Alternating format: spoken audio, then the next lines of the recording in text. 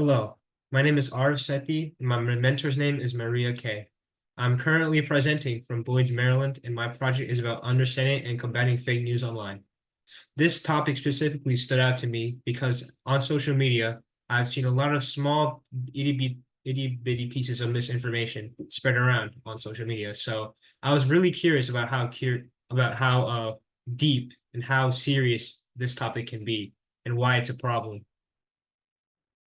And so my project ended up being a survey paper about identifying and preventing online fake news, which covers topics as how fake news started appearing in the first place online, case studies that show the disastrous effects of fake news, previous or related work dedicated to tackling this problem, factors that make people susceptible to falling for these fake stories and propaganda, and measures that we can take as humans to prevent people from falling for this. So I'll be summarizing this paper here. So as shown in this graph here, within the past couple of decades, there's been a surge of activity in social media platforms such as X, Instagram, Facebook, WhatsApp, YouTube, etc. And so since these social media platforms are becoming increasingly popular as we speak, fake news has found its place online using these platforms and has unfortunately led to an increase in widespread spread of fake news. And so the largest study, which examined over 126,000 rumors over an 11-year period on Twitter, revealed that false information spread significantly farther and faster compared to true information. These case studies show how disastrous fake news can be. And so first off here, we have the 2016 presidential election between Hillary Clinton and Donald Trump. And so this election was already full of heated controversies and heated debates. And so it was already a pretty dangerous environment, a pretty hectic environment. And so when a disingenuous article released, which basically accused Hillary Clinton of basically having fraudulent votes in her favor to win the election. It spread like wildfire, and to make their case even more believable, the article showed an altered image of a man moving multiple label crates that had ballots inside them. And so, fortunately, this story was later confirmed to be false. However, it does show that fake news can indeed be used to not only harm people, but also just take down their reputation entirely. And here we have Pizzagate. I'm pretty sure this is probably the most famous one out of these three here. It's basically, it shows how real harm can be done as a result of false stories. In 2016, a conspiracy theory started up with the appearance of allegations of a pedophilia ring linked to Democratic political figures hidden under a local pizza restaurant. And so in response, a man literally walked into the restaurant with an assault and started firing shots. And so, and there were people inside. So it does show how real harm can be done because of fake news online. And this last one here about the COVID-19 vaccine. COVID-19, as we all know, was a really dangerous pandemic. It led a lot of us to be stuck at home forever. And so when a false story saying that the vaccines, which are responsible for stopping COVID-19 or at least mitigating this threat, said when this article said that monkeypox was a side effect of the AstraZeneca COVID-19 vaccine, it was really dangerous because not only would it persuade people to not take the vaccine, but since if people wouldn't take the vaccine, then the pandemic may or may not have gone on for much longer. And so these are how examples of how dangerous misinformation can be. So some previous and related work related to tackling fake news.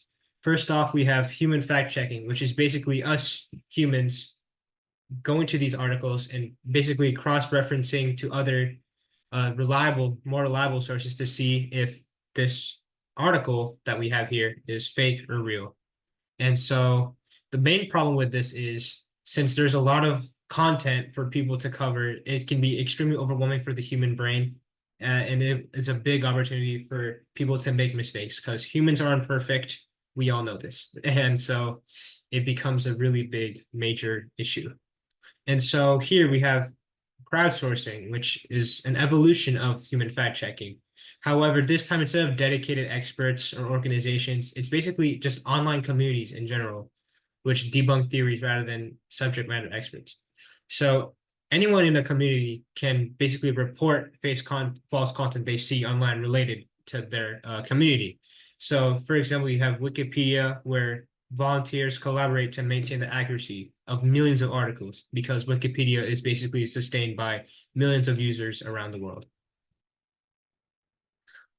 Another previous method was used is called natural language processing, which is basically uh, it contains computational techniques that allow machines to process and interpret text of human language that is input into a system.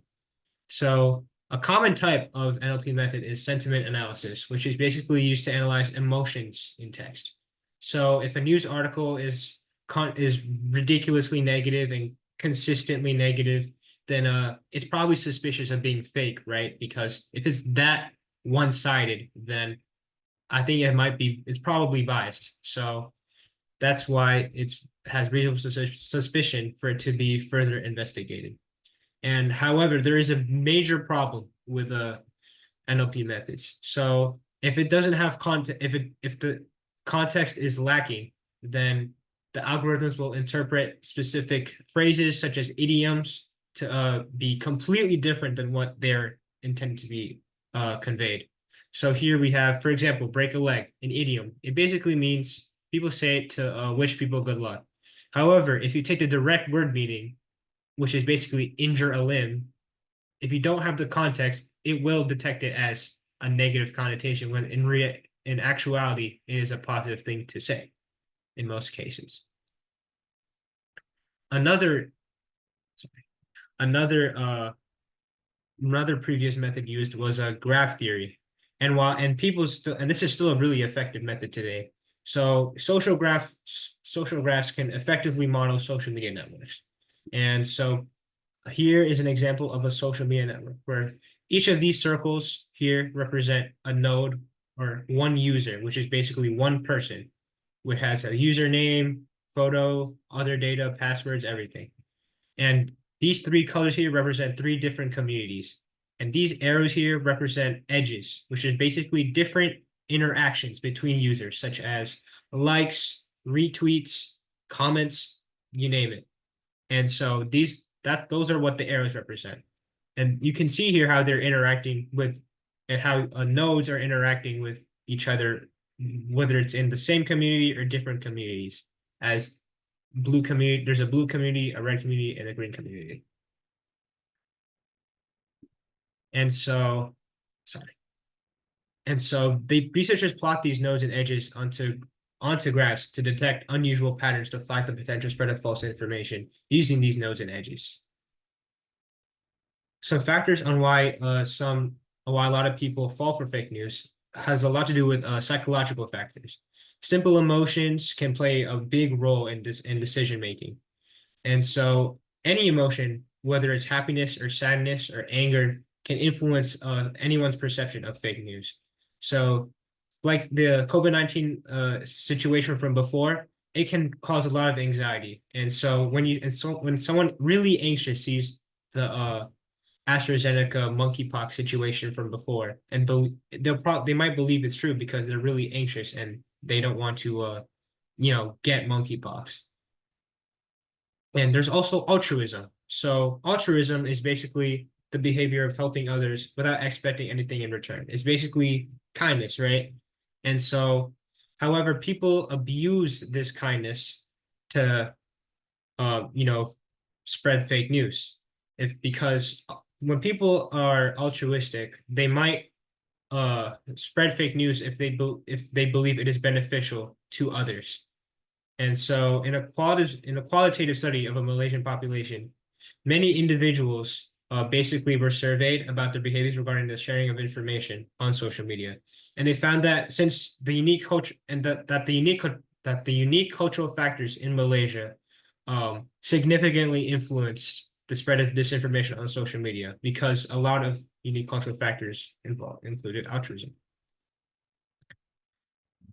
Another and psychological factors aside, there's also other factors that could also be make people susceptible. So, for example, we have repeated exposure here, which it is found that repeated exposure to false information can make people tend to perceive the ethical wrongness of spreading it to be lessened. Because let's say you have all these other people presenting it.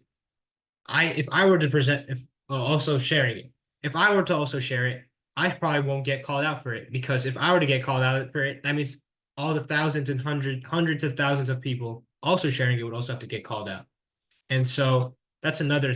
And so since we have so many people with the same mindset, retransmitting all this information everywhere, there's an people are most likely to see it multiple times over and over and over again. And since and there is an effect where individuals continue to believe this information that is shared again and again and again after being corrected, even if it's corrected, because so many people believe it, it may or may not be true. And so this shows that succeeding fact-checking efforts are not always enough for people to believe that what they see is fake. And one more susceptibility factor is confirmation bias. This is especially prevalent in political and controversial topics. So if something were to align with your political stances, then you're more probably to believe it. So in one study, strong positive correlations between confirmation bias and the persuasiveness of information about climate change, which is known to be another controversial topic, were found. So, and another study also found that a link between political information was also narrowing it to confirmation bias in a political context. So, what can we do as humanity to, tackle this problem, prevent it from becoming even worse in the future? So, one thing we could do is sponsor media literacy programs. So, basically what that means is invest more time, money, and resources into media literacy programs and education courses about online media. So a lot of people who are inexperienced with technology, let's say older and younger, very old people or very young people who haven't really done anything on the computer yet, educating those people would to put aside any biases or any personal opinions to when they're looking at information online. It can be very crucial. It can make a big difference for them because they'll be able to discern the information they were seeing if it's misleading and to see if it's misleading or not.